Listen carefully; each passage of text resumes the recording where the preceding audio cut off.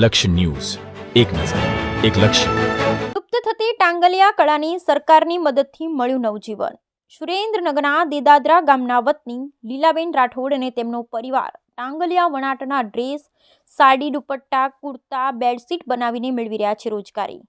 વિશ્રાતી 700 વર્ષ જૂની ટાંગલિયા વણાટની હસ્તકળાનું સંવર્ધન કરતા સુરેન્દ્રનગર જિલ્લાના અનુસૂચિત જાતિના ડાંગસિયા પરિવાર દેદાદરા ગામના વતની લીલાબેન રાઠોડ ને તેમના પરિવાર ટાંગલિયા વણાટના ડ્રેસ, સાડી, દુપટ્ટા, કુર્તા, બેડશીટ બનાવી સાચવી રહ્યા છે લુપ્ત થતી ટાંગલિયા કળાનો વારસો.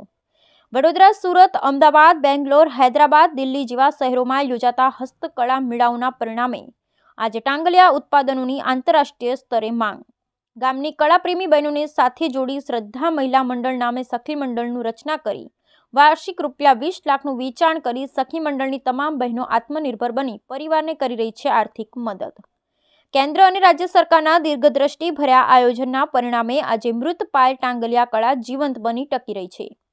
હસ્તકળા એ માત્ર કારીગરી નથી, પરંતુ આપણી પ્રાચીન સંસ્કૃતિનું જીવન ઉદાહરણ છે. આવી જ એક 700 વર્ષ કરતાં પણ જૂની કળા એટલે ટાંગલિયા વણાટ.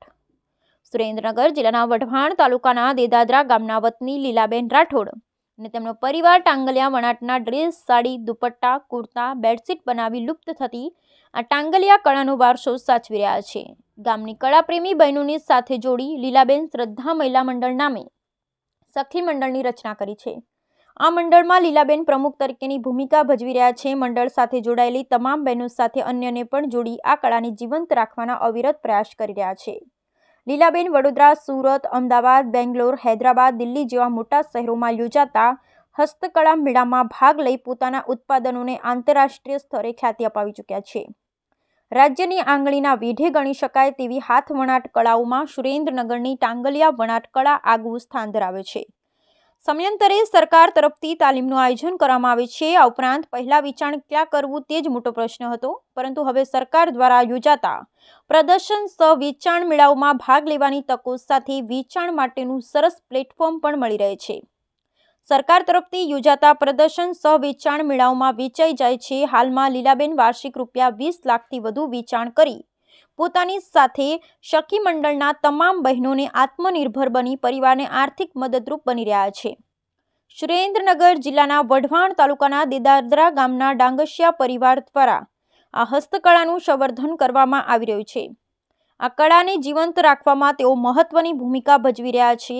ટાંગલિયા વણાટ કળા એ ભારતની સમૃદ્ધ હસ્તકળા પરંપરાનો મહત્વપૂર્ણ ભાગ છે, જે તેની અનોખી ડિઝાઇન અને નિપુણતા માટે જાણીતી છે. પહેલાના જમાનામાં મોટાભાઈ ભરવાડની સ્ત્રીઓ ઊનનો ટાંગલિયો પહેરતી હતી. આ કળામાં પહેલા ઊનનું કાપડ વાપરવામાં આવતું હતું, પરંતુ હવે કોટન તેમજ સિલ્કની મદદથી અવનવી વસ્તુઓ તૈયાર કરવામાં આવે છે. અત્યારે ટાંગલિયા વણાટના દુપટ્ટા, ડ્રેસ, સાડીઓ લોકોએ અનોખું આકર્ષણ ઊભું કર્યું છે. વર્ષે 2007માં ગાંધીનગરની નેશનલ ઇન્સ્ટિટ્યૂટ ઓફ ફેશન ડિઝાઇનની મદદથી ટાંગલિયા હસ્તકળા સંગઠન ટાંગલિયા હેન્ડીક્રાફ્ટ એસોસિએશનની રચના કરવામાં આવી અને નિફ્ટ દ્વારા કારીગરોને કૌશલ્ય તાલીમ આપવામાં આવી. તદુપરાંત 7 NGOએ પણ આ કળાને પુનર્જીવિત કરવામાં મહત્વની ભૂમિકા ભજવી છે. આજે નિફ્ટ સાથે તેમજ સરકારની મદદથી લીલાબેન જેવા અનેક કારીગરોને બેંગ્લુરુ, કોલકાતા, ચેન્નઈ, હૈદરાબાદ, વિશાખાપટ્ટનમ સહિતના દેશ-વિદેશમાંથી ખરીદદારો મળી રહ્યા છે. આજે ટાંગલિયા કારીગરો આધુનિક સમય અનુરૂપ તેમના ઉત્પાદન બનાવી રહ્યા છે. આકર્ષક ડિઝાઇન સાથે સમયને અનુરૂપ ફેરફારને કારણે આજે ટાંગલિયાની બજારોમાં માંગમાં પણ વધારો થયો છે. Bureau report Brijesh Trivedi, Surendranagar. નમસ્કાર, મારું નામ લીલાબેન બાબુભાઈ રાઠોડ છે. હું શ્રદ્ધા મહિલા બચત મંડળમાં જોડાયેલી છું. અમારે 2006થી અમારું મંડળ ચાલે છે. પહેલાં તો અમારે કોઈ પણ રોજગારી નથી. પછી અમારા જે DIDમાંથી મિશન મંગલમમાંથી સાહેબ આવ્યા, બેન આવ્યા અને એમને કીધું કે તમારે આ વણાટકામ સારું છે બેન, તો તમે વણાટકામ કરો, અમે તમને બહાર મેળામાં મોકલવી. તો પહેલાં તો જાણે જાગૃત નહોતા કોઈ. ટાંગલિયો શું છે એ કોઈને ખબર પડતી નથી. તો અમે ધીરે ધીરે ટાંગલિયામાં દુપટ્ટા બનાવ્યા, સ્ટોલ બનાવ્યા અને અમે બહાર મેળામાં પહેલાં જ અમને રાજકોટમાં મોકલ્યા. તો રાજકોટમાં બિલકુલ અમારો ધંધો નથી. તો અમે તોય નિરાશ ન થયા કે કાંઈ વાંધો નહીં, અહીંયા નહીં તો બીજે થશે. પછી અમે ગયા વડોદરા. તો અહીંયા કને 11 દિવસનું હતું એ વખતે. તો અમારે બસ 8 થી 10 હજારનું વેચાણ થયું હતું. તો પણ અમે એક ટાઈમ ખાતા, એક ટાઈમ ન ખાઈ એ રીતે, પણ અમે હિંમત ન હાર્યા. પછી ધીરે ધીરે નિફ્ટ કેર અને સાથ 3 સંસ્થાએ આવી અને અમને તાલીમ આપી કે હવે તમે સાડીઓ બનાવો. પછી અમે સાડી બનાવી, દુપટ્ટા, કુર્તી, સ્ટોલ બધું અલગ અલગ બનાવી અને બેને કીધું કે આવી સારી વસ્તુ બનાવશો તો હવે તમે બેંગ્લોર જાઓ, હૈદરાબાદ જાઓ, કલકત્તા જાઓ, એવી જગ્યાએ અમે તમને સારું એવું પ્લેટફોર્મ આપી.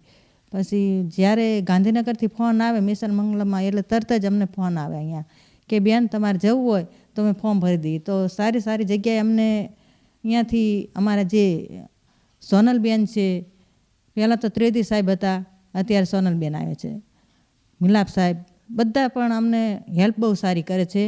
અને અત્યારે અમારે રોજગારી પણ અમને સારી એવી બધી બહેનો આમાં એક હંગાતે બેસી અને અમે કામ કરીએ છીએ. નોખી નોખી પ્રોડક્ટ બનાવી છીએ. કોઈ રીલિયા બનાવે, કોઈ તાણી કરે, કોઈ હાંધણી હાંધે, કોઈ વણાટનું કામ કરે.